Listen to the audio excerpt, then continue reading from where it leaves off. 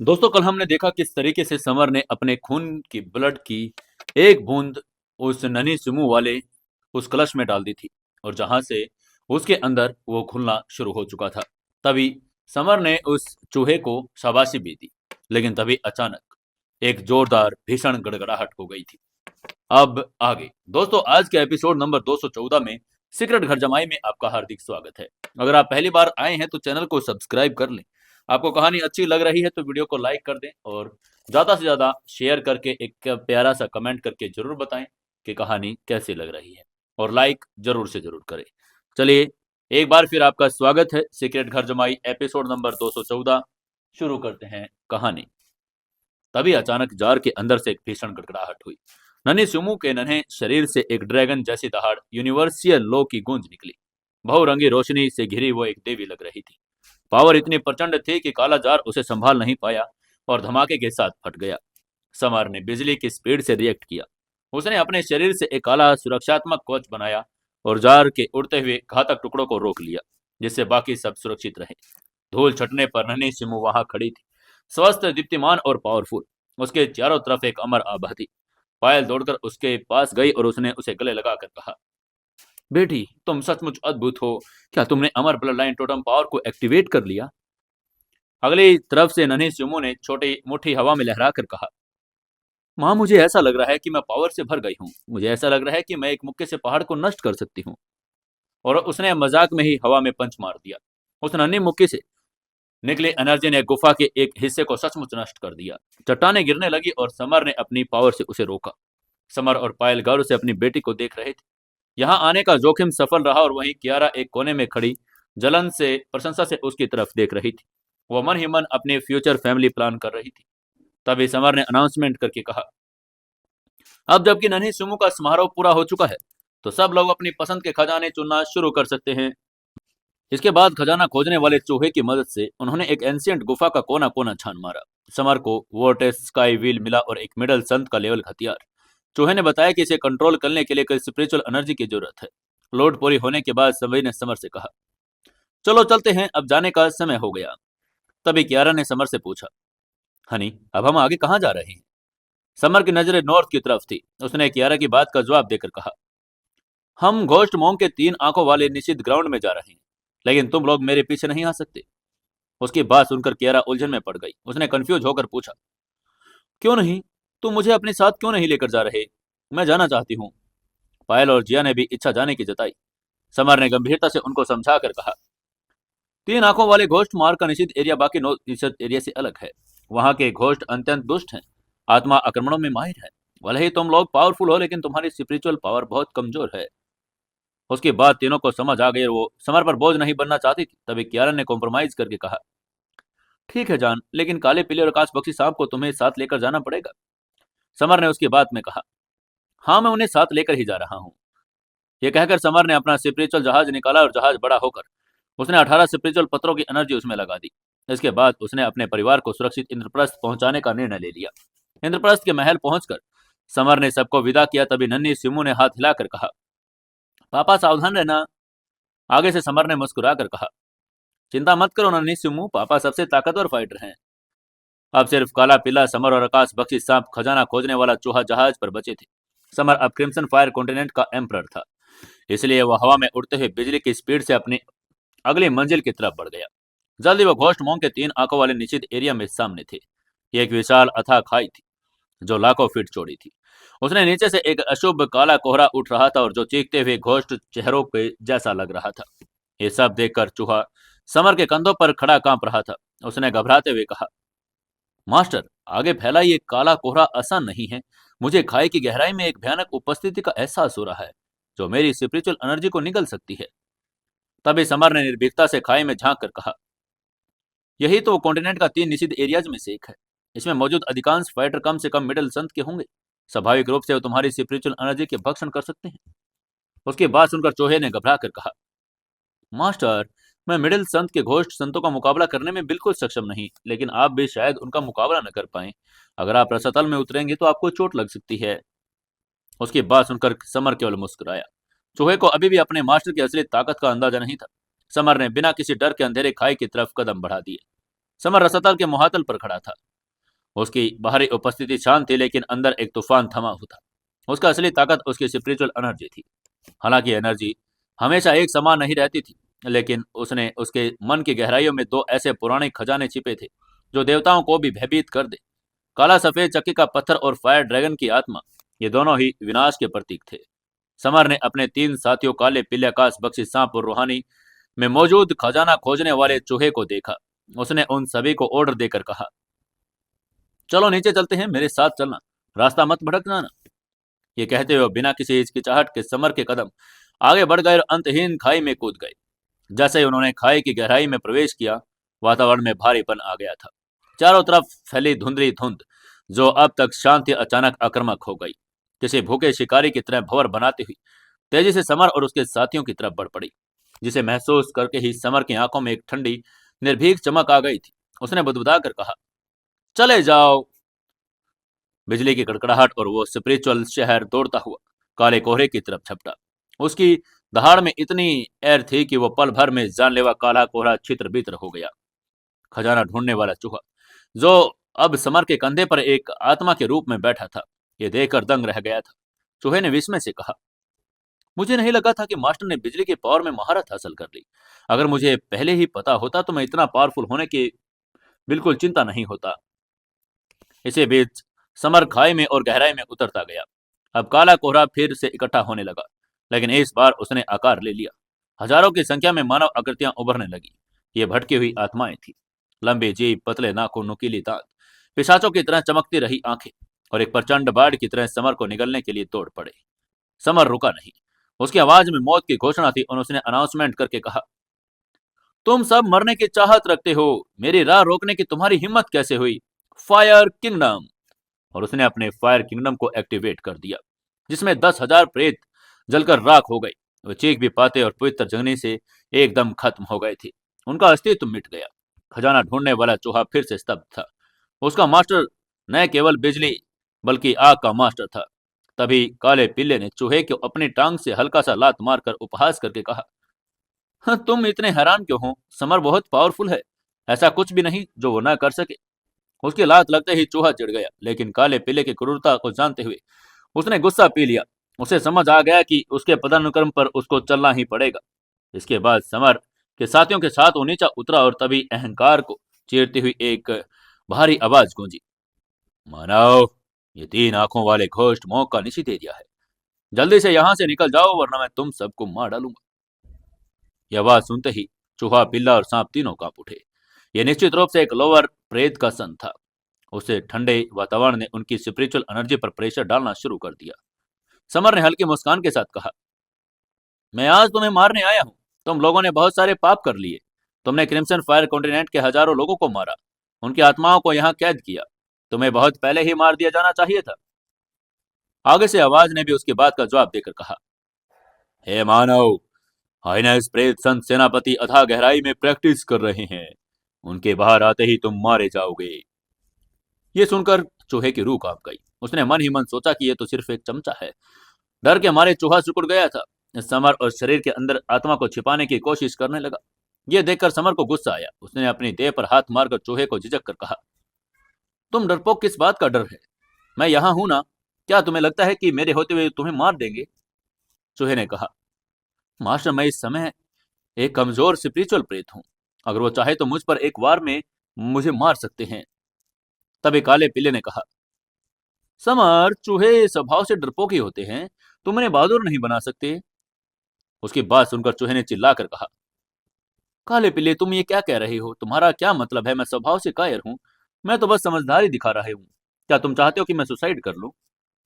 तभी समर ने हाथ हिलाकर उन दोनों को चुप कराकर कहा, तुम लोग लड़ाई बंद करो, पहले मुझे इन 3 आंखों वाले घोष संत के चेले के मारने दो। उसके बाद अपनी दिव्य दृष्टि उसने एक्टिवेट की और उसने तुरंत भाप लिया कि दुश्मन उसका कोई बड़ा चैलेंज नहीं है। समर ने हवा में एक पंच मारा। हवा में विस्फोट हुआ और घोष संत ने घबराकर काले कोहरे का एक विशाल भंवर भी बना दिया। लेकिन समर की फिस्ट टकराकर वो भंवर कांच की तरह बिखर गया था और उसकी छाती के आर पार हो गई। घोष संत ने भयभीत होकर समर को देखकर कहा, स्ट्रैंगल हेल फिस्ट, ये कैसे संभव है? तुमने ये तकनीक कैसे यूज कर ली? ये तकनीक स्ट्रैंगल हेल अमर की थी, जो भूत और प्रेत में सबसे ज्यादा डर रही थी। आगे से समर ने तिरस्कार से कहा, तुम जैसे मरे हुओं की हिम्मत कैसे हुई मेरा अपमान करने की? मेरा स्ट्रेंगल हेल पंच तुम जैसे प्राणियों का स्वाभाविक शत्रु है। तुम आज सब मार जाओगे। यह कहकर समर ने दोबारा हमला किया। जैसे ही काला प्रकाश फैला, वहां मौजूद आत्माएं कांप उठी। सातवें हमले के साथ आसमान में दरारें पड़ गई और घोस्ट संत का शरीर दो टुकड़ों में बट गया। लेकिन अगले ही पल वो फिर से जुड़ने लगा। घोस्ट संत ने पुनर्जीवित होते हुए अट्टास करके कहा, भले ही तुम स्ट्रेंगल हेल फिस्ट की प्रैक्टिस करते हो, लेकिन तुम अभी भी नई तकनीकें नहीं सीखे हो, इसलिए तुम मुझे नहीं मार सकते। उसकी ये बात सुनकर समर ने क्रूर मुस्कान के साथ कहा, हाँ, सचमुच? ठीक है, तो मैं अपनी ज्वाला से तुम्हें जलाकर मार डालूंगा। और उसने अपनी गोल्डन ज्वाला उंगलियों पर नचानी शुरू कर दी। तभी घोस्ट चिंग ने चींक कर कहा, नहीं। वो भागना चाहता था, लेकिन आग की स्पीड उससे कहीं ज्यादा तेज थी। उसकी चीखें खाई में गूंज गई और देखते ही देखते वो जलकर राख हो गया। चूहा जो अभी भी समर के पास दुबका बैठा था, इसे देखकर थर थर कांपने लगा था। तभी समर ने उन सभी से कहा, चलो आगे बढ़ते हैं, ये तो बहुत आसान है। उसकी लापरवाही देखकर चूहे ने अविश्वास में अपनी आंखें घुमाई और उसने मन ही मन में कहा, आसान? ये निषिद्ध एरिया है। लेकिन वो चुपचाप पीछे हो लिया। समर, कुत्ता, सांप और चूहा अब खाई के निचले तल पर पहुंच गए थे। जगह जगह पर काला कोहरा उठ रहा था।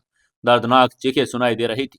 उनको देखते ही काले पीले का चेहरा एकदम गंभीर हो गया। उसने गंभीरता से कहा, अरे नहीं समर, तीन आंखों वाले घोष संत ने इतने सारे संत लेवल के फाइटरों की आत्माएं एकत्रित कर ली। हम उसे हाई लेवल का घोष संत नहीं बनने दे सकते, वरना हालात मुश्किल में पड़ जाएंगे। समर भी चिंतित था। उसने कहा, चलो चले, हमें उसे रोकना होगा। ये कहकर जैसे ही समर ने कदम बढ़ाए, जमीन जिंदा हो उठी। काली मिट्टी और तरल पदार्थ उभरने लगे थे। ये देखकर डर के मारे चूहा फिर से समर के पीछे जा छिपा। तभी काले पीले ने घूर कर कहा, तुम चूहे की तरह डरपोक हो। जब भी कोई मुसीबत आती हो तो पीछे भाग जाते हो। लेकिन चूहे ने अनसुना कर दिया। वो समझता था कि जान तो जहान है। तभी समर ने काले पिल्ले और आकाश बख्शी सांप को चेतावनी देकर कहा, काला पिल्ला, आकाश बख्शी सांप, मेरे पीछे रहो। ये काली मिट्टी और तरल पदार्थ नॉर्मल नहीं है। इसके बाद समर ने अपनी लाइफ पावर का इस्तेमाल करके काले प्रकाश की एक किरण छोड़ी और वो मिट्टी से जा टकराई और वो बिखर गई। समर समझ गया कि नॉर्मल जाल नहीं था। तभी अचानक समर के चारों तरफ काला कोहरा घूमने लगा। डार्क नाइट एम्परर की उसकी आवाज दिमाग में गूंजी और उसने टेलीपैथी से कहा, छोटे, ये एक पावरफुल घोस्ट संत की स्काई घोस्ट व्यू रचना है। बहुत नॉर्मल रहो, ये तुम्हारी आत्मा को नुकसान पहुंचाएगी। चेतावनी मिलते ही कोहरे से हजारों स्पिरिचुअल विस्फोट हुए। अनगिनत घोस्टली चेहरे चीखते हुए समर के दिमाग पर हमला करने के लिए झपटे। समर ने तुरंत रिएक्ट किया। उसने अपना मुंह खोला और एक बार फिर स्पिरिचुअल बिजली और लाइटनिंग शेयर की दहाड़ छोड़ी। बिजली और स्पिरिचुअल ने उस विस्फोट के काले कोहरे को घोस्ट को नष्ट कर दिया। ये प्रेत नरक के मुहर बंद शिलालेखों से बने थे, जिनमें मोर्टल बॉडी को नहीं बल्कि सीधे आत्मा को चीर देने की ताकत थी। फाइट अभी शुरू हुई थी। समर का मोर्टल बॉडी एक अभेद्य किले की तरह था, जो किसी भी बेसिक हमले को झेल सकता था। लेकिन इस रसातल में दुश्मन बेसिक नहीं था। काले कोहरे से निकलने वाले हमले स्पिरिचुअल थे और जो शरीर को नहीं बल्कि सीधे मन को निशाना बना रहे थे। समर के चेहरे पर चिंता की लकीरें उभर आई। उसने मन ही मन बुदबुदाकर कहा, ये घोष स्काई व्यू रचना बहुत ही परेशानी भरा है। यह असीमित मात्रा में स्पिरिचुअल हमले कर सकता है, जबकि मेरी स्पिरिचुअल एनर्जी तो लिमिटेड है। फिर भी उसने हार नहीं मानी। बिजली और गर्जना का यह शेर अंधकार को चीरकर आगे बढ़ा और प्रेत बिखर गई। लेकिन यह जीत क्षणिक थी। स्काई घोस्ट युद्ध व्यू रचना एक अथाह समुद्र की तरह था और बड़ी संख्या में नए स्पिरिचुअल प्रेत प्रकट फिर से हो चुके थे। 30 मिनट का संघर्ष किसी युद्ध जैसा लग रहा था। समर का चेहरा पीला पड़ने लगा था और उसकी स्पिरिचुअल एनर्जी का भंडार तेजी से खाली हो रहा था। तभी उसके मन में गहरे कोने में डार्क नाइट एम्परर की फिर से आवाज गूंजी। उसने कहा, छोटे, अपनी स्पिरिचुअल एनर्जी का इस्तेमाल करना बंद करो। अगर तुम्हारी स्पिरिचुअल एनर्जी समाप्त हो जाती है तो तुम्हें ज्यादा नुकसान होगा। तुम अपने काले सफेद चक्की के पत्थर का इस्तेमाल करके इन प्रेतों को भस्म कर सकते हो। समर ने तुरंत सलाह पर अमल किया। उसने अपनी चेतना को केंद्रित किया और फायर ड्रैगन द्वारा सिखाई गई संचार तकनीक का इस्तेमाल कर अराजक खजाने का आह्वान किया। जैसे ही समर के मन में गहराइयों में काले सफेद चक्की का पत्थर एक्टिव हुआ, उसने अपने शिकार की गंध मिल गई। वो भूख से कांपने लगा और अचानक समर के माथे से काला और सफेद प्रकाश की दो विशाल किरणें निकली और हवा में तैरने लगी। उसको देखते ही सामने मौजूद ध्वनि प्रेतों की भगदड़ मच गई। उन्होंने अपने प्राकृतिक दुश्मन को पहचान लिया था। ये एक ऐसा खजाना था जो आत्मा के किसी भी रूप को निगलने के लिए बना था। वे चौंकते हुए भागने लगे, लेकिन चक्की के पत्थर ने एक एस आकार का जाल बनाया और बिजली स्पीड से उन पर घेर लिया। देखते ही देखते वह खजाना उन हजारों प्रेतों को निकल गया। उनकी स्पिरिचुअल एनर्जी को चक्की के खोख लिया, जिससे वो और अधिक चमकदार और पावरफुल हो गई। स्काई घोस्ट व्यू रचना, जो कुछ पल के लिए अजय लग रही थी, अब पूरी तरह से नष्ट हो चुकी थी। खजाना खोजने वाला चूहा जो समर के पीछे छिपा था, थर थर कांपने लगा था, लेकिन वो ये नहीं जानता था कि काला सफेद चक्की का पत्थर समर के पास है। चूहे ने मन ही मन में अपनी किस्मत को सराहा कि उसने समर के प्रति वफादारी की कसम खाई। उसने सोचा, अगर मैं इसका दुश्मन होता तो ये चक्की मुझे भी निकल जाती। बाधा दूर होते ही चक्के का पत्थर वापस समर के भीतर समा गया और समर ने कहा, चलो अब और आगे बढ़ते हैं। कुछ देर चलने के बाद वे एक विशाल गुफा में पहुंचे, जहां एक भव्य और भयावह दृश्य उनका इंतजार कर रहा था। वेदी के टॉप पर काले कपड़े पहने एक बुजुर्ग व्यक्ति ध्यान मग्न बैठा था, जो बंद होने के बावजूद भी विनाश का संकेत उनकी आंखें दे रही थी। उसके सिर पर 12 धातु की जंजीरें हवा में लहर रही थी। प्रत्येक जंजीर पर एक एंशिएंट संत की आत्मा जुड़ी हुई थी, और वह उन संतों की पावर को निचोड़कर अपनी पावर बढ़ा रहा था। समर ने देखा कि वो पहले ही आधी पावर को प्रेषित कर चुका है और चारों तरफ स्वर्गीय मोंग के लो बनने लगे थे। तभी काले पीले ने खतरा भांप कर समर से कहा, समर, 3 आंखों वाले घोष संत को तुरंत मार डालो। उसे मौका मत दो। अगर वो संतों की पावर को पूरी तरह भीतर समाहित कर लेगा तो वो हाई लेवल का घोष्ट संत बन जाएगा और तुम उसका मुकाबला फिर कर नहीं पाओगे। समर ने एक पल भी नहीं गवाया और पवन के झोंके में बदल गया और अपनी कांसे संत तलवार से एक भीषण प्रहार किया। तलवार की रोशनी ने हवा को चीर दिया, लेकिन घोष्ट संत अपनी जगह से हिला तक नहीं। तलवार आत्मा से टकराई। आत्मा 2 टुकड़ों में बट गई, लेकिन धमाके के बजाय उस आत्मा की सारी एनर्जी तुरंत घोष्ट संत के शरीर में समा गई। समर ने हमले से उसे चोट पहुंचाने के बजाय और ताकतवर बना दिया। समर ने झुंझलाकर कहा, धिक्कार है, इन प्रोतों के खिलाफ मेरे हमले बेकार कैसे हो सकते हैं। तभी डार्क नाइट एम्परर ने कहा, छोटे, फिजिकल हमले व्यर्थ है। उस पर हमला करने के लिए अपनी गोल्डन ज्वाला और बिजली रत्न का इस्तेमाल करो। उसकी बात सुनते ही समर ने अपनी छाती से बैंगनी रंग का एक बिजली रत्न निकाला और उसको फेंक कर कहा, आगे बढ़ो। हजारों बिजलियों की चंगारियां एक तूफान बनकर वेदी पर टूट पड़ी। वेदी के चारों तरफ एक काली प्रोटेक्शन व्यू रचना कांप उठी। आग और बिजली प्रेतों के नेचुरल दुश्मन थे और वो टूटकर बिखर गई। लेकिन घोष्ट संत शांत रहा। उसने अपनी उंगली उठाई और वेदी के नीचे इशारा किया। तभी अचानक जमीन फटी और एक विशाल काला वृक्ष ऊपर उठ गया। ये कोई नॉर्मल पेड़ नहीं था। इसकी शाखाएं काली स्पिरिचुअल एनर्जी से बनी थी। इसकी पत्तियां आंखों की तरह दिख रही थी, जो घूर रही थी। जैसे ही बिजली के हजारों झटके गिरे, उस पेड़ ने उन्हें सोख लिया। समर का सबसे पावरफुल हमला उस पेड़ की एक खरोंच भी नहीं लगा सका। ये देखकर समर भी स्तब्ध था। तभी खजाना खोजने वाले चूहे ने चिल्लाकर कहा, मास्टर, सावधान रहो। इस पेड़ को स्काई घोस्ट ट्री कहते हैं। ये एक पावरफुल हाई लेवल का खजाना है, जो बिजली के हमलों को सोख सकता है। मुझे उम्मीद नहीं थी कि यहाँ मिलेगा। समर समझ गया कि पेड़ मोटल बॉडी की तरह भयानक था। स्ट्रैंगल हेल फीस्ट के 7वें फीस्ट का उसने आजमाया, लेकिन उस ट्री को कुछ नहीं कर पाया। हताश होकर समर ने चूहे की तरफ देखकर पूछा, तुम स्वर्ग के प्रिय पुत्र हो, क्या तुम जानते हो कि इसको कैसे हरा सकते हैं? चूहे ने दिमाग में घोड़े दौड़ाकर कहा, मास्टर, ये नरक का खजाना है। इसे हराने का एकमात्र तरीका स्ट्रैंगल हेल फीस्ट है, लेकिन उसकी 7वीं तकनीक काम नहीं करेगी। पेड़ को हराने के लिए आपको कम से कम 8वीं तकनीक का इस्तेमाल करना होगा। उसकी बात सुनकर समर ने दांत खींच लिए। उसने सिर्फ अभी तक 7वीं की प्रैक्टिस की थी। उसने मन ही मन सोचा, 8वीं मुट्ठी। तभी उसे याद आया कि 8वीं फीस्ट का नाम वर्लपूल स्पिरिचुअल फीस्ट था। वो फिजिकल नहीं बल्कि स्पिरिचुअल हमला था। वहीं उधर घोष्ट संत ने अब तक 10 संतों की आत्माओं को निगल लिया था। सिर्फ 3 बची थी। समय रेत की तरह बिखरता जा रहा था और तभी समर ने फाइट रोक दी और ध्यान मग्न हो गया। 8वीं तकनीक को सीखना शुरू कर दिया। समर ने प्रयास किया और उसके दिमाग में एक तूफान उठा। वो लड़खड़ाया। उसने फिर कोशिश की, फिर असफलता। उधर घोष्ट संत ने 11वीं आत्मा को निगल लिया था। अब सिर्फ 2 बची थी, लेकिन उसके पास रुकने का ऑप्शन नहीं था। उसने अपनी सारी विल पावर बटोर ली और 10 बार कोशिश करने के बाद भी असफल रहा। उधर अब सिर्फ 1 आत्मा बची थी। इधर समर ने 11वीं बार कोशिश की और उसकी गहराइयों से एनर्जी का एक बवंडर उठा। उसने फिस्ट के पोर पोर को धकेला। हवा में एक अजीब सी गूंज हो गई और जैसे स्पेस कांप उठा हो। समर ने अपनी आंखें खोली। उसमें अब थकान नहीं। उसने अब अपनी नई चमक के साथ वर्लपूल स्पिरिट फिस्ट में महारत हासिल ही कर ली थी।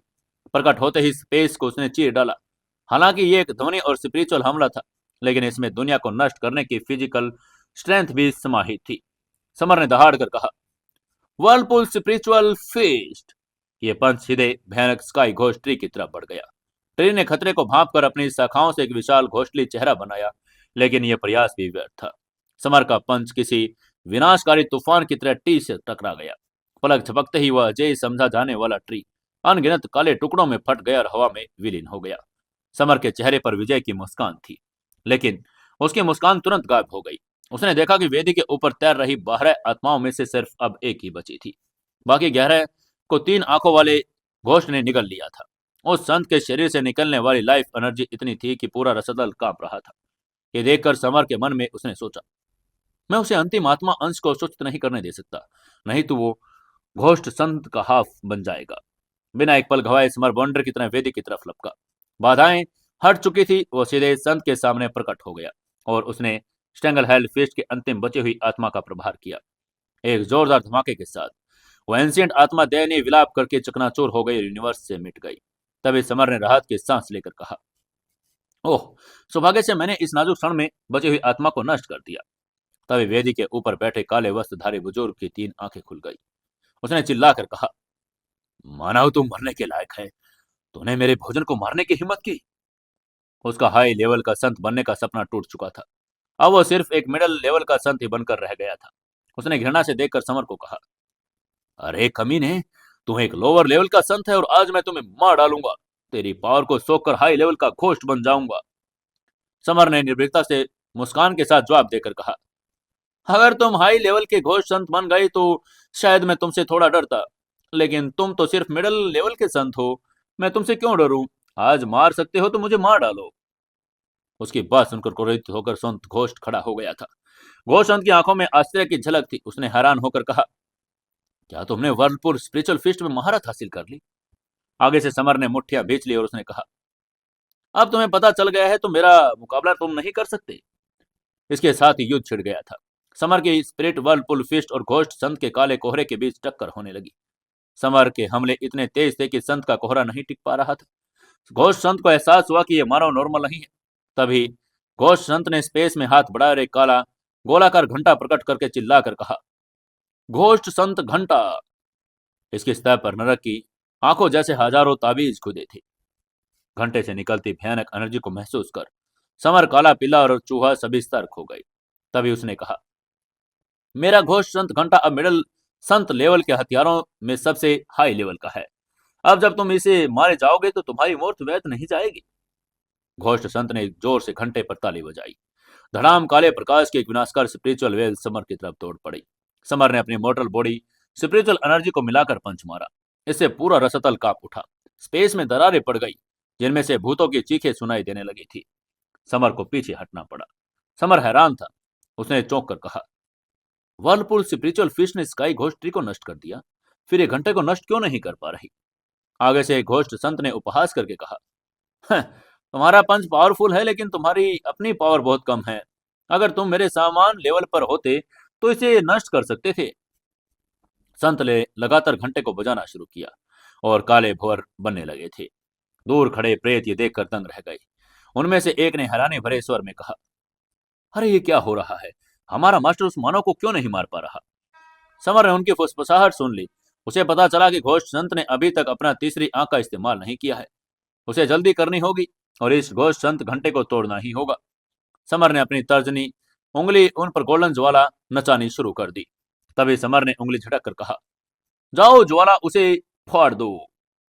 एक तीखी आवाज आई। वह अजय घोष संत घंटा गोल्डन ज्वाला के सामने मोम की तरह पिघल गया और जलकर राख हो गया। उसने दर्द में चीख कर कहा, धिक्कार है इंसान, तुम्हारी हिम्मत कैसे हुई मेरे घंटे को भंग करने की? आज तुम जिंदा वापस नहीं जा पाओगे। अपना सबसे कीमती खजाना खोने के बाद घोष संत ने गुस्से में काली तलवार निकाली। काली घोष तलवार। उसने दहाड़ कर कहा, मनुष्य इसे काली घोष तलवार कहते हैं, आज तुम इसी से मारोगे। यह कहकर उसने तलवार चला दी। समर अपनी गोल्डन ज्वाला का अधिक इस्तेमाल नहीं कर सकता था, इसलिए उसने अपनी काज से सन तलवार निकाली और चिल्लाकर कहा, सफेद प्रकाश तलवार। और उन दोनों की टक्कर में एक विशाल ब्लैक होल बन गया। एक धूल छटने पर समर अपनी जगह पर अड़ी खड़ा था और काला और सफेद प्रकाश तलवार से संत प्रकाश निकल चुका था, जिसे आसपास खड़े प्रेत भी भयभीत थे। उन्होंने डर कर कहा। ओह, ये तो बहुत पावरफुल है, सच में बहुत पावरफुल। घोष संत की आंखों में अब सम्मान और भय का मिश्रण था। उसने हैरान होकर कहा, कौन जानता था कि तुमने न सिर्फ गोल्डन संत की ज्वाला प्राप्त की, बल्कि कांस्य संत की तलवार भी। लगता है मैंने तुम्हें कम आंका था। लेकिन आगे से समर ने कोई जवाब नहीं दिया। वो जानता था कि ये लड़ाई अभी खत्म नहीं हुई है। घोष्ट संत, उसके पीछे दुश्मन, 9 सिर वाले कीड़े या सिर विहीन लाश से कहीं ज्यादा ताकतवर था। स्पेस में एक बार फिर विखंडित हो गया और रसतल की दुनिया कांप उठी थी। तभी उनका मुकाबला अपने चरम पर था। सौभाग्य से युद्ध सतह से 10,000 मीटर नीचे रसतल में था। अगर ये कॉन्टिनेंट की सतह पर होता तो कॉन्टिनेंट छेद से आर पार हो जाता। समर सिर्फ एक फाइटर नहीं बल्कि मास्टर बन चुका था। 3 आंखों वाले घोष्ट संत के साथ तलवारें टकराकर वो अपने प्रतिद्वंदी की हर चाल और हर कोण को आंखों में कैद कर रहा था। समर और संत के बीच लगभग 200 हमले हुए। चिंगारियां नहीं बल्कि एनर्जी के विस्फोट हुए। मुकाबला बराबरी पर लग रहा था, लेकिन समर की कांस्य तलवार धीरे धीरे और अधिक घातक होती जा रही थी। उसकी तलवार की रोशनी संत की सख्त त्वचा को भेदने लगी थी। समर को एहसास हुआ कि जीत के लिए उसे अपनी तलवारबाजी को अगले लेवल पर लेकर जाना होगा। तभी उसने तीसरी तकनीक भंवर तलवार को सिद्ध करना था। युद्ध के बीच में ही उसका ज्ञान प्राप्त हो रहा था। उसने अपनी 8वीं फिस्ट वर्लपूल स्पिरिचुअल फिस्ट के सिद्धांत को तलवारबाजी के साथ मिला दिया। तभी अचानक रसतल के अंधेरे में एक काला भंवर प्रकट हुआ। यह पहले एक पीले सेम के आकार का था, फिर एक सिक्के के जैसा, और फिर अंडे, और देखते ही देखते यह एक पानी के टंके जितना विशाल हो गया। यह देखकर समर की आंखों में चमक आ गई। उसने तकनीक में हासिल महारत कर ली। उसने अपने कदम रोक दिए और ठंडे स्वर में अनाउंसमेंट करके कहा, अब तुम्हारी मौत का दिन आ गया है।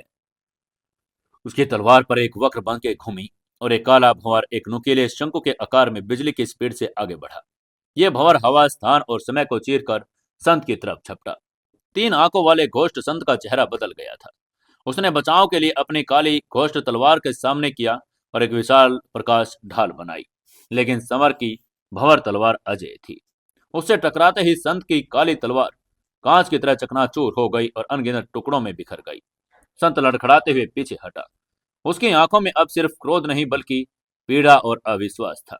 अपने लाखों साल पुराने खजाने को नष्ट होता देखकर वो बौखला गया था। घोष्ट संत ने चिल्लाकर कहा, धिक्कार है तुम पर, तुमने कांस्य संत तलवार की तीसरी तकनीक सीख ली। लेकिन आगे से समर ने उसे संभलने का मौका नहीं दिया। उसने जमीन पर पैर पटका और एक तीर की तरह हवा में उछलकर संत के ठीक सामने पहुंच गया। उसकी तलवार ने फिर से एक ब्लैक होल जैसा भंवर बना दिया था। घोष्ट संत ने अपनी घोष्ट फिश से उसे रोकने की कोशिश की, लेकिन वो भी भंवर में समाकर नष्ट हो गई।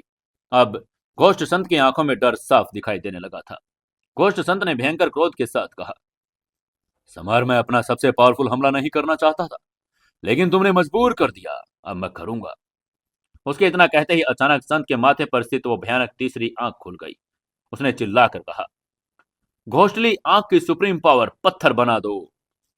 जैसे ही तीसरी आंख खुली, रसतल में सन्नाटा छा गया। समय और स्थान जम गए और नरक की एक एंशिएंट पावर थी। समर बचना चाहता था, लेकिन उसका शरीर हिल नहीं पाया। काली रोशनी समर के शरीर पर फैल गई। उसके पैर पत्थर बनने लगे। यह संक्रमण तेजी से ऊपर बढ़ा। टखने, घुटने, छाती और पूरा शरीर मूर्ति में बदल गया। दूर खड़े काले पीले आकाश बख्शी सांप, खजाना खोजने वाले चूहे की सांसें भी थम गई थी। समर एक पत्थर था। तभी 3 आंखों वाले घोष्ट संत ने अट्टहास करके कहा, अरे अब तो तुम पत्थर बन गए। मेरे खिलाफ जीने जाने का ये नतीजा है। लेकिन पत्थर के भीतर समर की चेतना जिंदा थी। उसने अपनी आत्मा के माध्यम से डार्क नाइट एम्परर से पुकार कर कहा, सीनियर, मुझे पत्थर में बदल दिया गया। आप मुझे बताइए अब मैं क्या करूं। डार्क नाइट एम्परर की आवाज में चिंता थी। उसने चिंतित होकर कहा, चिंता मत करो छोटे, अपनी आत्मा को पत्थर मत बनने दो, वरना तुम्हारा विनाश निश्चित है। आगे से समर ने घबराहट में पूछा, सीनियर, क्या आपका मतलब यह है कि आत्मा को भी पत्थर में बदला जा सकता है? आगे से डार्क नाइट एम्परर ने पुष्टि करके कहा, हाँ, ये नरक से आई एक एंशिएंट पावर है। खतरा नेचुरल था। पत्थर बनने का श्राप अब समर के शरीर से उसकी आत्मा की तरफ बढ़ रहा था। नरक के ताबीज उसकी चेतना को जकड़ने लगे। समर ने अपनी स्पिरिचुअल एनर्जी से संघर्ष किया, लेकिन वो काफी नहीं था। तभी उसके मन की गहराई में एक हलचल हुई। काला सफेद चक्की का पत्थर व राजक खजाना जाग उठा। वो जानता था कि अगर समर मर गया तो उसका अस्तित्व भी खतरे में पड़ जाएगा। उसकी एक्टिव होता देखकर समर ने राहत महसूस की। उसने मानसिक प्रस्ताव रखकर कहा, मेरी मदद करो। काले और सफेद चक्की के पत्थर, उन सभी पत्थरों के ताबीज को चकनाचूर कर दो। तब तब 3 आंखों वाले घोष संत की आत्मा तुम्हारी हो जाएगी। मैं इसके लिए तुमसे नहीं लड़ूंगा। चक्की का पत्थर सहमत हो गया। तभी अचानक समर की पत्थर की मूर्ति के भीतर काले और सफेद प्रकाश का एक विस्फोट हुआ। इस प्रकाश में अराजकता की पावर थी। इसने एस आकार बनाया और समर के शरीर पर फैले श्राप को निगलना शुरू कर दिया। नरक के एंशिएंट ताबीज इस अराजक पावर के सामने टिक नहीं पाए और धूल बनकर बिखर गई। पत्थर की परत टूट गई। समर आजाद था और उसकी आंखों में एक ठंडे और घातक चमक थी। समर एक छाया की तरह घोष संत की तरफ झपटा। उसने अपनी 8वीं फिस्ट लहरा दी, पंच घोष संत की छाती से टकराया और इसमें एक विशाल छेद कर दिया। घोष संत की आंखें फटी रह गई। उसने हैरान होकर कहा, मेरी घोष आई की सुप्रीम पावर को हराना असंभव है। तुमने ये कैसे कर दिया? लेकिन समर ने कोई जवाब नहीं दिया। बूम एक और पंच और छाती में 2 विशाल छेद थे, लेकिन रसतल घोष संत का वो एरिया था। उसने तुरंत घोष संत मंत्र का जाप किया। रसतल की अतंत काली एनर्जी उसके शरीर में समाने लगी और देखते ही देखते उसके घाव गिर गए। घोष संत ने दांत पीस कर कहा, मुझे विश्वास नहीं होता कि मैं अपनी सुप्रीम पावर से तुम्हें नहीं मार सकता। घोषली आई की सुप्रीम पावर उसे पत्थर में बदल दो। उसने फिर से तीसरी आंख खोली। नरक का एक और पावरफुल ताबीज समर की तरफ बढ़ा, लेकिन इस बार समर तैयार था। उसके सिर पर काला सफेद चक्की का पत्थर प्रकट हो गया और अजक युग के इस खजाने ने उस ताबीज को ऐसे सोख लिया जैसे वो कोई नाश्ता हो। 3 आंखों वाले घोष संत का जबड़ा गिर गया। उसकी नजर उस चक्की के पत्थर पर टिकी। उसे समझ आ गया कि उसका हमला क्यों विफल हुआ था।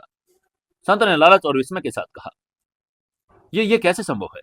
तुमने अराजकता का युग इतना दुर्लभ खजाना कैसे हासिल किया? मुझे ये आज ही चाहिए।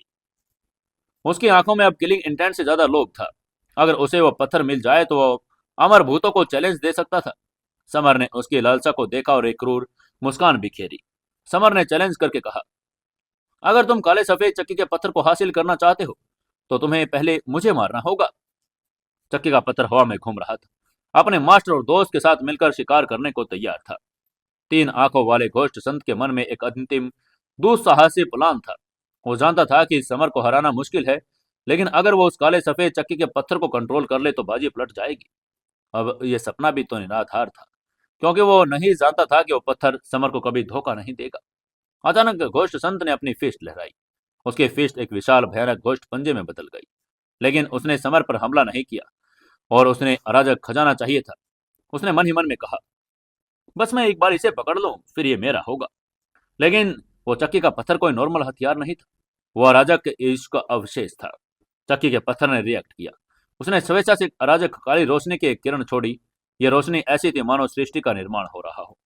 काली रोशनी सीधे उस घोष्ट पंजे से टकराई और उसे कांच की तरह चकनाचूर कर दिया। घोष्ट संत के मुंह से दर्दनाक चीख निकल गई। उसे एक खजाना खुद अपनी मर्जी से हमला करेगा उसने सोचा नहीं था। समर ने यह देखा और उत्साह से फिर तैरते पत्थर से कहा, हमारे सामने मौजूद ये 3 आंखों वाला घोष्ट संत अनगिनत भूतों से बना है। एक बार जब तुम इसे अपने वश में कर लोगे तो तुम्हारी स्पिरिचुअल एनर्जी में भारी वृद्धि होगी। प्रोत्साहन पाकर चक्की का पत्थर खुशी से कांप उठा। इस बार उसे 2 किरणें निकली, एक काले नरक का प्रतीक और एक सफेद स्वर्ग का प्रतीक। दोनों एनर्जीज आपस में मिली और एक अद्वितीय अराजक फोर्स का निर्माण कर दिया।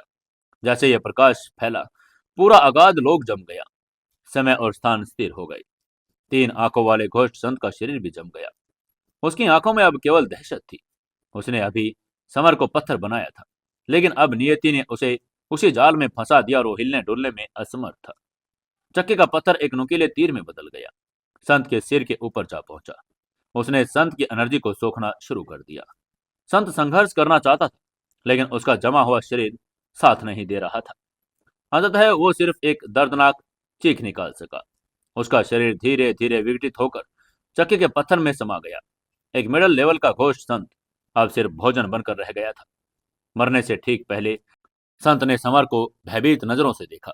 उसे अपनी गलती का एहसास भी हो चुका था, लेकिन अब बहुत देर हो चुकी थी। घोष्ट संत को निगलने के बाद चक्की का पत्थर में एक अजीब सा परिवर्तन होने लगा। उस पर अंकित एंशिएंट ताबीज चमकने लगे। ये ताबीज अराजकता युग की थी, जिन्हें समर भी पूरी तरह नहीं समझ सकता था। उसके चारों तरफ धुंधली रहस्यमयी एनर्जी का प्रवाह हो रहा था। समर ने राहत की सांस लेकर कहा, यह खजाना जितना पावरफुल होगा मैं उतना ही सुरक्षित रहूंगा। वहीं पाचन प्रक्रिया पूरी करने के बाद चक्की का पत्थर एक काली रोशनी बनकर वापस समर के दिमाग की गहराइयों में वापस चला गया। अब समर की नजर रसतल में बचे हुए अनगिनत प्रेतों पर पड़ी। अपने मोस्टर की मौत देखकर उनमें भगदड़ मच गई। उनमें से किसी ने चिल्लाकर कहा, अरे सब भाग जाओ, हमारे संत का निधन हो गया। किसी और ने उनके पीछे चिल्लाकर कहा, जल्दी भागो, वो इंसान नहीं शैतान है। ये देखकर समर के चेहरे पर क्रूर मुस्कान तैर गई। उसने क्रूरता से कहा, तुम दुष्ट, कुकर्म करने वाले प्रेत प्राणी, तुम सब यहीं रहो, अब समर उन्हें मार देगा। दोस्तों, आप इतने एक पैरा सा कमेंट करके बता दो कहानी कैसी लगी, और इतने एक लाइक जरूर कर दो। साथ ही मैं आपको बता रहा हूं कि ये कहानी 4-5 दिन में अपनी पूरी हो जाएगी। तो आप लोग अपनी कहानी अगर नहीं सुनी है जिद्दी बिलियनियर 7:15 बजे, तो वो जरूर सुने। फिर ये खत्म होते ही 4-5 दिन में उसका टाइम हम यही 6 बजे कर देंगे, और उसी स्थान पर हमारी एक नई कहानी भी आएगी। और उस कहानी के हम आपको 1 से 10 एपिसोड लगातार 2 से ढाई घंटे का एक एपिसोड हर रोज जरूर देंगे। और इसी के साथ एक नई कहानी भी और शुरू हो जाएगी। और इसी महीने के अंदर मैं आपको 3 से 4 नई नई कहानियां और दूंगा। तो आप जल्दी से कहानियों को ज़्यादा शेयर करें, कमेंट करें और एक लाइक जरूर कर दिया करें, और साथ में सब्सक्राइब जरूर कर लें। तभी समर ने अपनी फायर किंगडम का आह्वान किया और उनके चारों तरफ 1 लाख फीट दायरे में आग का एक विशाल समुद्र भड़क उठा। तापमान इतना अधिक था, प्रेतों की चीखें उनके जलने की आवाज में दब गई। कुछ ही पलों में रसतल का हर कोना शुद्ध हो गया, सिर्फ राख और समर बचा था। तभी दूर से काला पिल्ला काश बख्शी सांप खजाना खोजने वाला चूहा वापस लौट आए। समर ने चूहे की तरफ देख कर कहा, जाओ और चारों तरफ देखो, पता लगाओ कि क्या 3 आंखों वाले घोष संत के रसतल में कोई खजाना है। और उसकी बात सुनकर चूहे ने तुरंत आज्ञा का पालन किया। उसका शरीर इंद्रधनुषी रोशनी में चमकने लगा और पूरे स्थल को छानने लगा। काफी देर बाद वो खाली हाथ लौटा। उसके चेहरे पर उलझन थी। उसने बड़बड़ा कर कहा, ये कैसे संभव है? 3 आंखों वाले घोष संत, उसके पास कोई खजाना नहीं हो सकता? कितनी अजीब बात है। उसकी बात सुनकर काले पिल्ले ने मौका देखकर ताना मारकर कहा, इसमें क्या अजीब है, वो तो सिर्फ प्रेतों से बनता है, उसे सोने चांदी से क्या मतलब। उसकी बात सुनकर चूहा चिढ़ गया। उसने झुंझलाकर कहा, बड़े काले पिल्ले, तुम्हें शायद पता नहीं, खजाना इकट्ठा करना हर प्राणी का स्वभाव है। आगे से काले पिल्ले ने कहा, खजाना खोजने वाले चूहे, तुम्हारी हिम्मत कैसे हुई मेरी बातों को झुठलाने की? अगर खजाना है तो ढूंढ कर दिखाओ, वरना चुप रहो। चूहे ने हार नहीं मानी। उसने काले पिल्ले की बात का जवाब देकर कहा, एक पल के लिए सोचो, भले ही अगाध लोक में कोई खजाना न हो, इसका मतलब यह नहीं कि अन्य स्थानों पर कोई खजाना नहीं। ये कहकर चूहे ने अपनी रोशनी को और तेज किया। तभी अचानक उसकी नजर समर के पैरों के नीचे जमीन पर पड़ी। वो विशाल वेदी जिस पर संत बैठा करता था। ये वेदी कई 100 फीट ऊंची थी और काले पत्थर से बनी थी, पिरामिड जैसी ऊपर से चपटी। उसको देखते ही चूहे की आंखों में चमक आ गई। वो एक झटके में समर के पास पहुंचा और वेदी पर कूदने लगा। और उसने समर से कहा, मास्टर, अगर मेरा अनुमान सही है तो आपके चरणों के नीचे बलि वेदी पर एक दुर्लभ खजाना है। समर ने उलझन में पूछा, बलि वेदी? उसने दिव्य दृष्टि से वेदी को देखा। उससे सामान्य काले पत्थर से बनी वो लग रही थी, और अगर खजाना था तो शायद लोअर लेवल का। समर ने वेदी को छूकर देखा, लेकिन उसे कोई विशेष एनर्जी महसूस नहीं हुई। तभी उसने सिर हिलाकर कहा, खजाने की खोज करने वाले चूहे, ये बलि वेदी ज्यादा से ज्यादा एक लोअर है लेवल का खजाना है। लेकिन आगे से चूहे ने कहा, मास्टर, ऐसा इसलिए है क्योंकि आपको अभी तक इस वेदी ने स्वीकृति नहीं मिली। न ही 3 आंखों वाले घोष संत को इसकी स्वीकृति मिली, वरना वो आपको आसानी से मार डालता। उसकी बात सुनकर समर ने दिलचस्पी जागी। अगर संत भी इसे वश में नहीं कर पाया तो वाकई कुछ खास होगा। समर ने अपनी स्पिरिचुअल एनर्जी को वेदी के भीतर भेजने की कोशिश की। जैसे ही एनर्जी ने वेदी को छुआ, प्रतिक्रिया हुई। वेदी के सतह पर काले नरक के ताबीज चमकने लगे। समर ने जोर लगाया, लेकिन वेदी ने उतनी ही ताकत से पलटवार किया। काले ताबीज में मिलकर एक घोष्ट चेहरे का आकार लिया और एक काला भंवर बनकर समर की एनर्जी को उसे वापस फेंक दिया। समर जी पीछे जा गिरा। उसके मुंह से खून की धारा निकली। उसने आंखें अविश्वास से फटी और उसने हैरान होकर कहा, यह कैसे संभव है? काले वेदी से निकले काले ताबीज, ये संत की पावर से अधिक पावरफुल कैसे हो सकते हैं? समर भी हाँफ रहा था। समर ने कई बार प्रयास किया, लेकिन परिणाम वही रहा। तभी उसने हताश होकर चूहे से पूछा, से संत की पावर में अधिक पावरफुल कैसे हो सकता है? ये काला बलि वेदी किस प्रकार का खजाना है? मुझे इसकी स्वीकृति पाने के लिए क्या करना होगा? आगे से चूहे ने कहा, मास्टर, इस काले बलि वेदी को घोष्ट संत वेदी कहा जाता है। ये यूनिवर्स के एंशियंट युग से बहुत फेमस थी। किंवदंती के अनुसार सिर्फ स्टेंगल हेल अमर ही इसे वश में कर सकता है। समर चौंक गया, लेकिन अगले ही पल उसके चेहरे पर मुस्कान आ गई। स्टेंगल हेल अमर। उसने मॉडल बॉडी की और स्टेंगल हेल फेस्ट की प्रैक्टिस की। वही उसी ब्लड लाइन टोटम की तकनीकों का वारिस था। समर ने मन ही मन में निश्चय करके कहा, तो मैं इस तकनीक का इस्तेमाल करके अपने सामने मौजूद काले अल्तार से संवाद करूंगा। उसने अपनी मॉडल बॉडी को एक्टिवेट कर दिया। उसके शरीर से काले ताबीज निकलने लगे। ये वैदिक के ताबीजों जैसे एंशियंट और नरक से जुड़े हुए ताबीज उसके सिर से लेकर पैर तक घूमने लगे, लेकिन वो एक काले बवंडर के केंद्र जैसा लग रहा था। इसके साथ समर ने झुककर वेदी पर बैठ गया। उसका शरीर ताबीज और वेदी के ताबीज एक दूसरे से संपर्क में आ गए। पहले तो उनमें हल्का टकराव हुआ, लेकिन जल्द ही एक दूसरे को पहचानने लगे। उनके बीच एक साझा ब्लड कॉन्टैक्ट स्थापित हो गया। समर को अपने भीतर ब्लड लाइन टोटम एनर्जी का नीचे स्थित काले वेदी के साथ प्रतिध्वनित होना तेजी से महसूस होने लगा था। काले ताबीज की लिखावट में वह विशाल शब्द निकला जिसे समर के मन की गहराइयों में प्रवेश कर दिया। उसने महसूस किया कि एक शब्द के स्थापित होते ही वो नीचे स्थित घोष्ट संत वेदी को अपने शरीर के एक अंग की तरह कंट्रोल कर पा रहा था। उसने उसको ऑर्डर देकर कहा, छोटा। देखते ही देखते विशाल काय वेदी सिकुड़ने लगी। कई 100 फीट से घटकर 10 फीट और कुछ एक मुट्ठी के आकार में समर की हथेली में समा गई। समर ने उसे कसकर पकड़ा, लेकिन अगले ही पल उसका शरीर लड़खड़ा गया। वो लगभग गिर रहा था। वेदी कम से कम 80 मिलियन किलो भारी थी। यह वजन एक मिडल लोअर संत के आक्रमण पावर से बराबर था। समर की अपनी फिस्ट की ताकत 50 मिलियन किलो थी और इसलिए वह हथियार उसके लिए ब्रह्मास्त्र समान था। इसे लोअर लेवल के संत पर फेंक दे तो वो चूर चूर हो जाए। इसके बाद समर ने फिर कहा, बड़ा। वो तेजी से बड़ी हो गई। तब एक खजाना ढूंढने वाला चूहा दौड़कर आया और चापलूसी करके बोला, मास्टर, इस प्रेत संत वेदी का आकार आपकी इच्छा अनुसार बढ़ाया जा सकता है और घटाया जा सकता है। यह बहुत विशाल है और इसके वजन से एक संत को कुचलकर रोटी जैसा बना दिया जा सकता है। घोष्ट संत वेदी प्राप्त करने पर आपको बधाई मास्टर। समर ने मुस्कुराकर अपने सिर पर हाथ फेर कर कहा, यह श्रेय तुम्हारा ही माना जाएगा। मैं तुम्हें इनाम दूंगा। उसकी बात सुनकर चूहे ने विजय भाव से काले पिल्ले की तरफ देखा। अब वहां से निकलने का समय था। समर ने हाथ हिलाकर कहा, चलो चलते हैं। 3 आंखों वाले घोष संत की मौत हो चुकी, अब हमें निकलना चाहिए। तीनों जानवर, कुत्ता, सांप, चूहा और उसके पीछे हो लिए। जाने से पहले समर ने अपनी हेल फायर की एक मशाल जलाई और उसे रसतल में फेंक दिया। लपटें इतनी ऊंची थी, उन्होंने सतह पर आकाश को लाल कर दिया। क्रिम्सन फायर कॉन्टिनेंट के लोगों ने दृश्य देखा और उसको चीख कर किसी ने हैरान होकर कहा, अरे तुम लोगों ने देखा, वो 3 आंखों वाले घोष संत का निषिद्ध एरिया है। अब जल क्यों रहा है? उसके पास खड़े आदमी ने कहा, ओह, क्या सोचते हो एम्परर समर नहीं उसे जलाया होगा? एम्परर की जय हो। पूरे कॉन्टिनेंट में जय जयकार होने लगी। समर ने वो कर दिखाया जो एंशियंट एम्परर भी नहीं कर पाए थे। तीनों के तीनों निश्चित एरियाज का विनाश कर दिया था। समर ने डायमेंशन के माध्यम से यात्रा और प्लग झपकते ही इंद्रप्रस्थ शाही महल में पहुंच गए। जिया दौड़ती हुई बाहर आई। कियारा सबसे पहले उसकी बाहों में समा गई। उसे राहत की सांस लेकर कहा, जान, आखिरकार तुम लौट आए। तभी समर ने उसके गाल को छू कर कहा, चिंता मत करो, तुम्हारे पति को कुछ नहीं होगा। मैंने 3 आंखों वाले घोष संत को भी मार डाला। तभी नन्ही सिमू ने ताली बजाकर कहा, पापा, आप तो बहुत पावरफुल हैं। समर ने अपनी बेटी को गोद में उठाया। डिस्टॉक्सिफिकेशन और संत मज्जा द्रव के कारण अब वो एक अमर शरीर वाली गोल्डन चाइल्ड बन चुकी थी।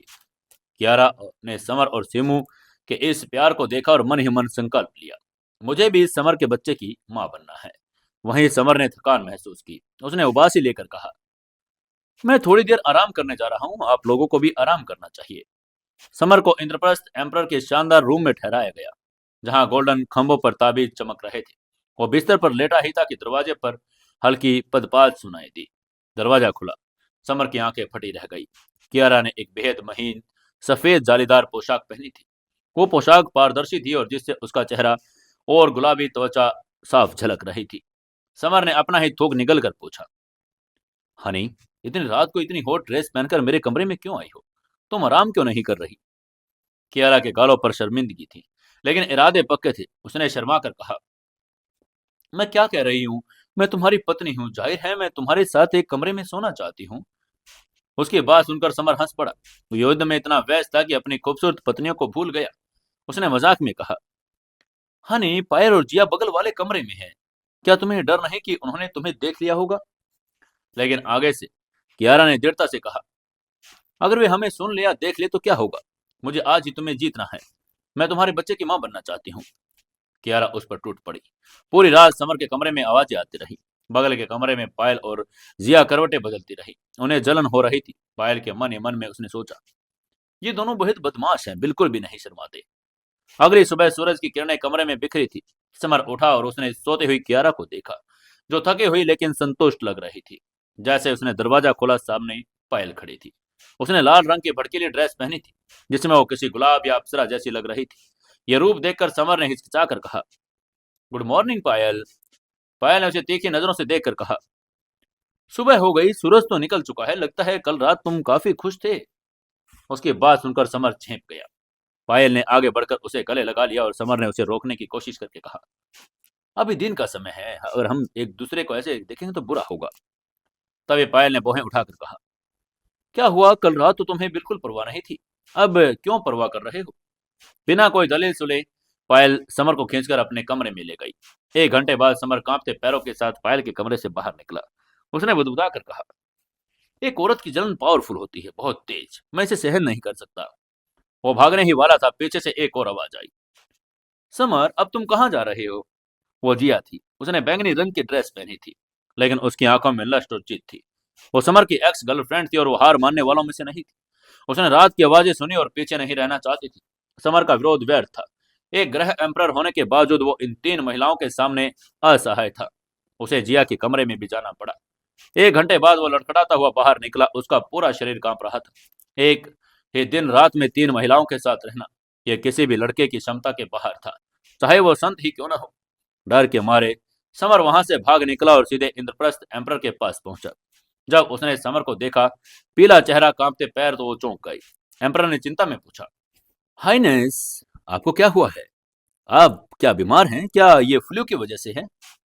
आगे से समर ने कहा, मैं अब संत लेवल की क्षमताओं वाला ग्रह एम्परर हूँ, मुझे फ्लू कैसे हो सकता है? उसकी बात सुनकर एम्परर ने अपना सिर खुजाकर कहा, ओह ये तो सच है, लेकिन आपका चेहरा इतना पीला क्यों है? आपका शरीर भी थोड़ा कांप रहा है। क्या ऐसा हो सकता है कि आपकी पत्नियों ने कल रात आपका सारा रस चूस लिया? समर शर्मिंदा हो गया। उसे उम्मीद नहीं थी कि इंद्रप्रस्थ एम्परर इतना सटीक अनुमान लगाएगा, उसे बोल भी देगा। तभी इंद्रप्रस्थ एम्परर ने तुरंत अपने सेवकों को जिनसे सूप बनाने का ऑर्डर दिया। सूप पीने और कुछ देर आराम करने के बाद समर की स्थिति में सुधार हुआ। उसका संत शरीर तेजी से ठीक हो गया। समर ने उससे कहा, मैं तुम्हें कुछ बातें बताने आया हूँ, हो सकता है कि मुझे बाद में क्रिम्सन फायर कॉन्टिनेंट छोड़ना पड़े। उसकी बात सुनते ही इंद्रप्रस्थ एम्परर का दिल बैठ गया। वो जानता था कि समर एक दिन जाएगा, लेकिन वो इतनी जल्दी जाएगा, उसे उसकी उम्मीद नहीं थी। इंद्रप्रस्थ एम्परर की आंखों में एक अजीब सी उदासी थी। वो सचमुच नहीं चाहता था कि समर उन्हें छोड़कर चला जाए। तभी वो जानता था कि समर कोई नॉर्मल मनुष्य भी नहीं है। वो 9 स्वर्गों का एक सच्चा ड्रैगन है। क्रिम्सन फायर कॉन्टिनेंट समर के लिए भी छोटा था। तभी इंद्रप्रस्थ एम्परर ने गहरी आंख भरी और नतमस्तक होकर कहा, हाइनेस, चिंता न करे, मैं आपके ऑर्डर्स का पालन करूंगा, पूरे कॉन्टिनेंट की एबनॉर्मल रूप से रक्षा करूंगा। समर ने प्रशंसा और स्नेह से एम्परर के कंधों पर हाथ रखा। विदाई के इस घड़े में शब्दों से ज्यादा कर्म बोल रहे थे। समर ने अपनी स्टोरेज रिंग से खजानों का ढेर लगा दिया। स्पिरिचुअल पत्थर, दुर्लभ औषधियां, एंशियंट तकनीकें और धर्म के खजाने। देखते ही देखते पूरा रूम गोल्डन इंद्रधनुषी रंगों की रोशनी में जगमगा उठा। इंद्रप्रस्थ एम्परर की आंखें फटी फटी रह गई। इतना खजाना, ये किसी भी एम्परर को खरीदने के लिए काफी था। एम्परर ने हिचकिचाकर कहा, हाइनेस, जब आप क्रिम्सन फायर छोड़ेंगे तो आपको इनमें से कुछ खजानों की आवश्यकता होगी। अन्य लोगों के आत्म साधक बहुत पावरफुल है, मैं इन सभी का इस्तेमाल नहीं कर पाऊंगा। उसकी बात सुनकर समर ने मुस्कुराकर कहा, ये खजाने पावरफुल हो सकते हैं, लेकिन ये सभी हाफ संत और लोअर लेवल के हैं। ये सिर्फ यही उपयोगी हैं, आप इन्हें अपने पास रखें। इंद्रप्रस्थ एम्परर का गला भर आया। उसने आदरपूर्वक झुककर प्रणाम करके कहा, धन्यवाद आइनेस। वो जानते थे कि समर ने उन्हें सिर्फ शासन नहीं बल्कि संत बनने की चाबी भी दे दी। तभी दरवाजे पर दस्तक हुई। एक 100 वर्षीय एल्डर किनर, जो शाही महल का बटलर था, धीरे से अंदर आया। उसके चेहरे पर झुर्रियां थी, लेकिन उसकी आंखों में एक लोअर लेवल के संत की चमक थी। बटलर ने झुककर कहा, हाइनेस, ब्लड सी के संत यहाँ आए हैं। उन्होंने ये एम्परर से मिलने का अनुरोध किया है। उसकी बात सुनकर समर की भौहें सिकुड़ गई। उसने मन ही मन में कहा, ब्लड सी संत यहाँ? क्रिम्सन फायर एम्परर की मौत के बाद ये उनकी बात नहीं हुई थी और ये अपने ब्लड सी में रहती थी। एकांत पसंद करती थी और यहाँ आना किसी बड़े खतरे का संकेत भी हो सकता था। समर ने पूछा, ब्लड सी संत अब कहाँ है? बटर ने कहा, वो विशाल हॉल के अंदर है। तभी समर ने इंद्रप्रस्थ एम्परर से कहा, मैं उसे मिलने जाता हूं, तुम लोग यहीं रहोगे। अगले ही पल समर का शरीर एक अलौकिक छाया में बदल गया। वो शाही कक्ष से गायब होकर सीधे विशाल दरबार में प्रकट हुआ। हॉल खाली था, वहां सिर्फ एक महिला खड़ी थी। उसने गहरे लाल रंग का चोला पहना था और उसके आकर्षक शरीर पर किसी दूसरी त्वचा की तरह लग रहा था। वो बहुत खूबसूरत थी, लेकिन उसका चेहरा पीला था और तनावग्रस्त भी था। समर को देखते ही देखते उसकी आंखों में चमक आई। उसने समर की तरफ बढ़कर कहा, आखिरकार मैंने तुम्हें ढूंढ लिया समर, ये बहुत अच्छा है। आगे से समर ने शांत स्वर में पूछा, ब्लड सी सैम, क्या हुआ? मुझे विस्तार से बताएं। ब्लड सी संत ने लगभग चिल्लाकर कहा, मैं जल्दी में क्यों न रहूं, ये पूरे क्रिम्सन फायर कॉन्टिनेंट और ब्लड सी के अस्तित्व का सवाल है। उसकी आंखों में चिंता थी। समर उलझन में था। उसने कंफ्यूजन में पूछा, क्रिम्सन फायर एम्परर मारा जा चुका है, तीनों निषिद्ध एरिया भी नष्ट हो चुके हैं, अब खतरा क्या है? आगे से ब्लड सी ने सिर हिलाकर कहा, क्या तुम भूल गए कि हमारा ब्लड सी भी एक सुप्रीम पावर है? उसकी गहराई में एक विशाल रसातल दरार है, ब्लड सी रसातल। उसकी बात सुनकर समर की आंखों में समझ की लहर दौड़ी। उसने तुरंत बीच में बोलकर कहा, आपका मतलब है कि खतरा उस रसातल से आ रहा है? संत ने पुष्टि करके कहा, हाँ, हाल ही में वहां अजीबोगरीब बदलाव हुए।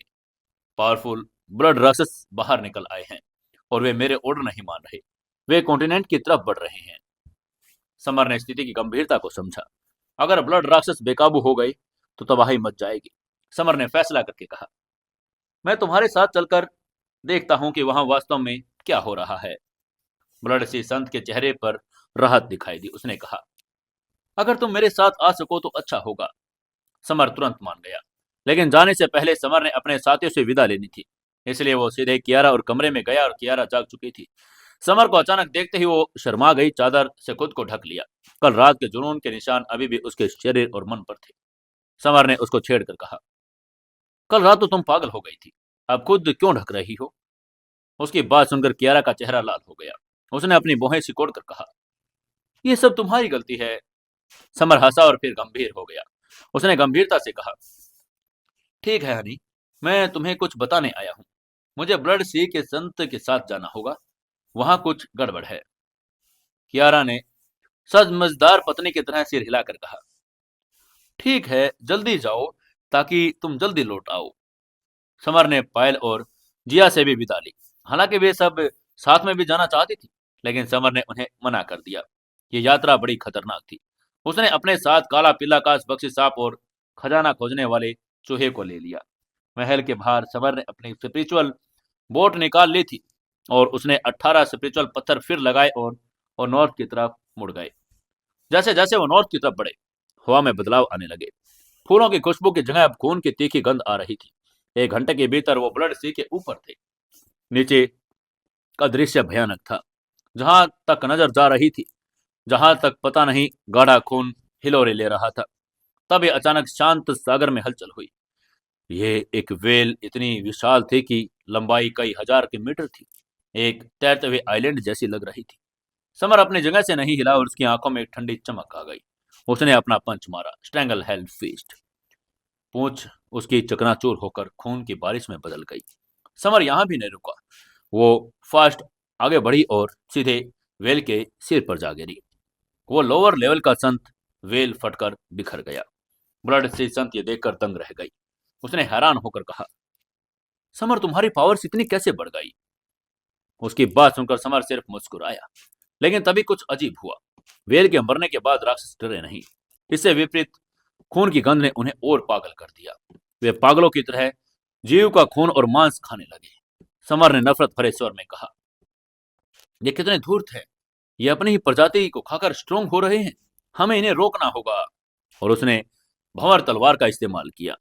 उसने तलवार लहराई और एक विशाल कांस्य भंवर बना। एक भंवर चक्रवात की तरह समुद्र की सतह से ऊपर उतरा और नीचे जमा हुए 10,000 राक्षस जो भी दावत उड़ा रहे थे अचानक भयभीत हो गए। लेकिन भागने का रास्ता ही नहीं था। भंवर ने अपनी चोट पेट में सबको ले लिया। अचानक अनगिनत शरीर फट गए। स्पिरिचुअल बोर्ड की गहराई में मोड़कर उसने कहा, अब चलो आगे चलते हैं। जैसे जैसे गहरे समुद्र की तरफ बढ़े, वातावरण और भी भयानक होता जा रहा था। ये जानवर अजीब तरह से व्यवहार कर रहे थे। कोई ब्लड सी संत को उनकी रानी होनी चाहिए थी, उनको सम्मान से नहीं बल्कि भूख से देख रहे थे। समर ने गौर करके ब्लड सी संत से पूछा, ब्लड सी संत, ये राक्षस तुम्हें भोजन की तरह क्यों देख रहे हैं? क्या ये तुम्हारे सबऑर्डिनेट नहीं? ब्लड सी संत के चेहरे पर कड़वाहट थी। उसने समर की बात का जवाब देकर कहा, समर, ये कभी मेरे सबऑर्डिनेट थे, लेकिन हाल ही में जैसे किसी बुरी तकनीक ने इन्हें वश में कर लिया। इन्होंने मेरे ऑर्डर्स मानने से भी इनकार कर दिया है। उसकी बात सुनते ही समर की आंखों में समझ की चमक आ गई। उसने पहली सुलझा ली। समर गंभीरता से बोला, अगर मेरा अनुमान सही है तो इन ब्लड राक्षसों के पीछे कोई पावरफुल लेकिन दुष्ट शैतान होगा। वो इन्हें कठपुतली की तरह नचा रहा है, और उसका लक्ष्य सिर्फ ब्लड से नहीं बल्कि शायद पूरा कॉन्टिनेंट है। तभी हवा में तनाव बढ़ गया। उसने ब्लड सी संत ने एक्सेप्ट करके कहा, हाँ बिल्कुल सही, इसलिए मैं आपसे मदद मांगने आई थी। मैंने गहरे सागर में जांच करने की कोशिश की, लेकिन मेरी स्पिरिचुअल एनर्जी को कुचलकर वापस फेंक दिया गया। अभी वो बात कर रहे थे, ब्लड सी में हलचल हुई। लगभग 10,000 ब्लड राक्षस समर की नाव पर टूट पड़े। उसने अपनी कांस्य फायर तलवार लहराई। कांस्य तलवार की एक किरण से स्पेस को चीर दिया। यह हमला इतना स्टीक और घातक था, अनगिनत टुकड़ों में वो लोग बिखर चुके थे। समर अब उस लेवल पर पहुंच चुका था जहां संख्या उसके लिए मायने नहीं रखती थी। कुछ ही देर में उनकी स्पिरिचुअल बोट ब्लड सी के सेंटर में पहुंच गई। ये एक विशाल आइलैंड था। तभी संत ने दुख भरे स्वर में पूछा, ये मेरा घर था। यह संत लेवल बड़े पत्थरों से बना था, लेकिन अब इस पर राक्षसों का कब्जा है, जो अगाध लोग से आए हैं। समर ने आइलैंड की तरफ देखा। उसे वहां एक बहुत ही पावरफुल उपस्थिति महसूस हुई। समर ने निर्णय लेकर कहा, चलो पहले इनके लीडर को बाहर निकालते हैं। वो बोट से उतरकर आइलैंड की तरफ हवा में ठहर गया। उसने दहाड़ कर कहा, अरे कछुआ दानव ब्लड, यहां से बाहर निकला, अपनी मौत का सामना कर। उसने इतना ही कहा कि आइलैंड हिलने लगा। जोर जोर से चीखें सुनाई देने लगी, जो किसी विशालकाय जानवर की थी, और ये एक कछुआ था। समर ने मुस्कुराकर अपनी बात का जवाब देकर कहा, हम उसके प्रकट होने से पहले ही पहुंच गए। वो हमसे इतना डर गया होगा कि अपने खोल के अंदर वापस चला गया। इसी से मुझे पता चला। तभी उसने इतना ही कहा कि आइलैंड फट गया। एक विशालकाय स्पिरिचुअल कछुआ बाहर आ गया था। तभी कछुए ने भयानक स्वर में कहा, मानव, तुम्हारी हिम्मत कैसे हुई मेरा अपमान करने की? और उसने डायमेंशंस को भी जला दिया। समर ने अपनी उंगली उठाई। लाल लपटों की एक किरण छोड़ दी। आग और जहर टकरा गए। जहर तुरंत जलकर गायब हो गया। समर ने उकसा कर कहा, ओह यही है तुम्हारा हमला? ये तो बहुत कमजोर है। उसकी बात सुनकर कछुआ क्रोधित हो गया। उसने अपना विशाल 1,00,000 फुट लंबा पंजा झलाया और समर ने अपनी स्टेंगल हेल फिस्ट बना दी। इस टकराव में स्पेस की दरारें पड़ गई और वो कछुए को पीछे धकेल दिया गया था। कछुए ने हैरान होकर कहा, यह कैसे हो सकता है? मेरे पंजे का वजन 5 मिलियन किलोग्राम था। लेकिन आगे से समर ने कहा, मैं अपनी फुल पावर का 70% इस्तेमाल कर रहा हूं। अगर पूरी ताकत लगाता तो तुम्हारा पंजा ही टूट जाता। कछुए का अहंकार ही चोटिल हो गया। उसने झुंझलाकर कहा, तुम मुझे ऐसा करने पर मजबूर कर रहे हो। तभी उसने समुद्र में हाथ डाला और एक विशालकाय काले इस्पात की छड़ निकाल ली।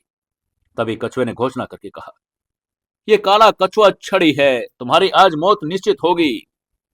उसको देखते ही ब्लड सी संत घबरा गई। उसने घबरा कर कहा, समर सावधान रहो, इसी हथियार ने मुझे एक बार में घायल कर दिया था। लेकिन समर ने लापरवाही से हाथ हिलाकर कहा, चिंता मत करो, एक नॉर्मल हाई लेवल का हथियार मुझे नुकसान नहीं पहुंचा सकता। तभी उसने उस वेदी को निकाला और अपने रसतल से जो प्राप्त की थी।